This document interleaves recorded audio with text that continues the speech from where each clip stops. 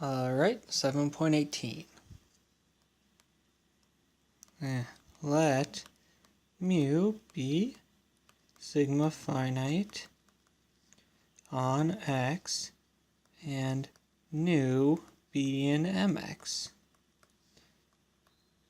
Then there exists nu1 and nu2 such that nu equals nu1 plus nu2 is the Lebesgue decomposition of nu with respect to mu. So what does this mean? This means that nu1 is in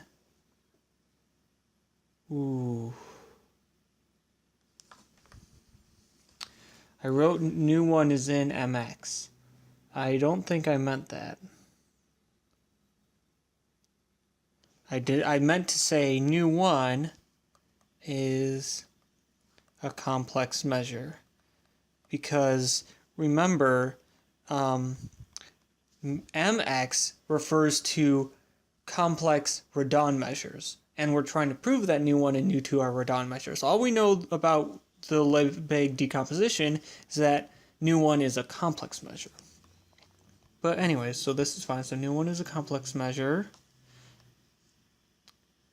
d nu2 equals f d mu for some measurable function f in L1 mu, and nu1 is perpendicular to mu.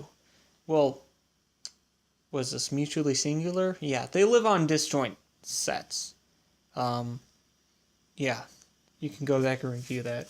So let's write, and I'm going to do this thing again. F equal the sum from plus minus I to the 0, 1, f ri plus minus. Basically, we just broke f up into its positive and negative, real and imaginary parts. By exercise 8, since each f ri plus minus is greater than or equal to 0, we have f ri plus minus is this d mu is a Redon measure. That's exactly what exercise 8 said.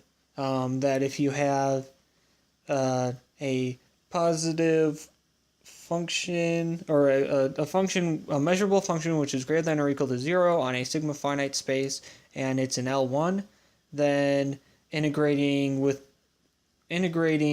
with respect to like this thing, the integral f d mu, then becomes a Redon measure.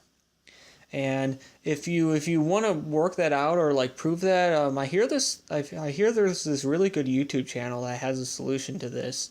I think it's called For Your Math. So yeah, I would definitely look that up. I hear they're pretty good, so they probably did a good job with that video. So anyways, so this is a Redon measure.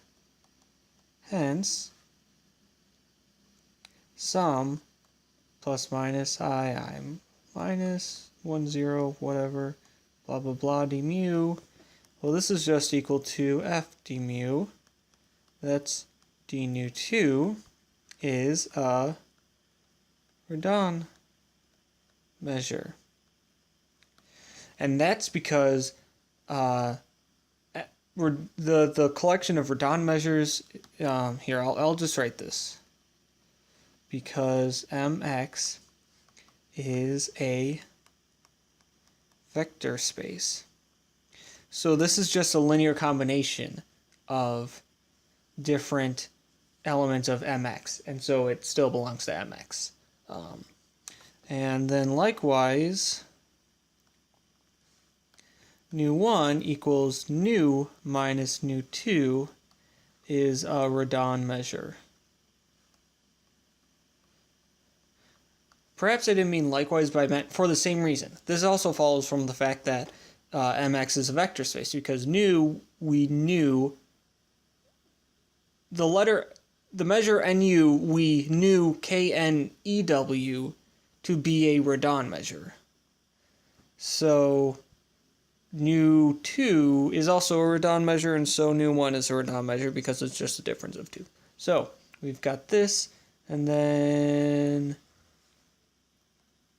hence nu1 and nu2 are Redon. And this completes the proof.